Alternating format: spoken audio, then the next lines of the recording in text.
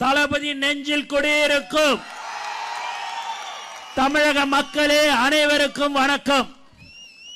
இன்று தலைவர் தளபதி அவர்களின் ஆணைப்படி தமிழ்நாடு முழுக்க ஆர்ப்பாட்டம் நடைபெற்று வருகிறது.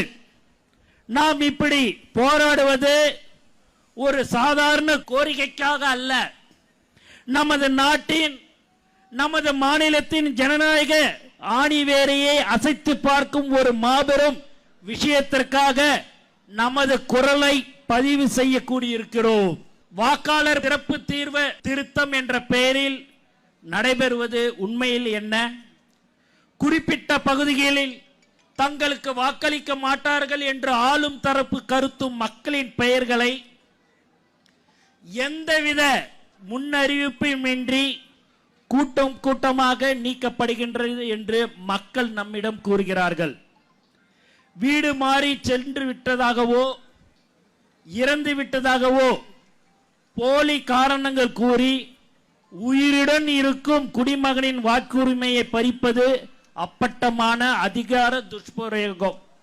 அதே சமயம் கள்ள ஓட்டுகளை போடுவதற்காக இல்லாத நபர்களின் பெயர்களும் ஒரே நபரின் பேரில் பல இடங்களில் சேர்க்கப்படுகின்றன என்றும் கூறுகிறார்கள். இது எதை காட்டுகிறது?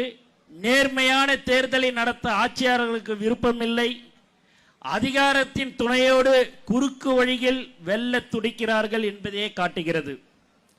பழைய வாக்காளர்கள் முதல் புதிய வாக்காளர்கள் வரை பலருக்கும் இதனால் ஆபத்து ஏற்பட்டுள்ளது. படித்தவர்களுக்கே கடினமான இந்த செயல்பாட்டில் பாமர மக்கள் என்ன செய்வார்கள்?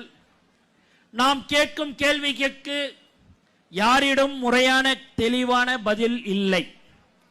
சர்வர் பிரச்சனை என்கிறார்கள், தொழில்நுட்ப கோளாறு என்கிறார்கள்.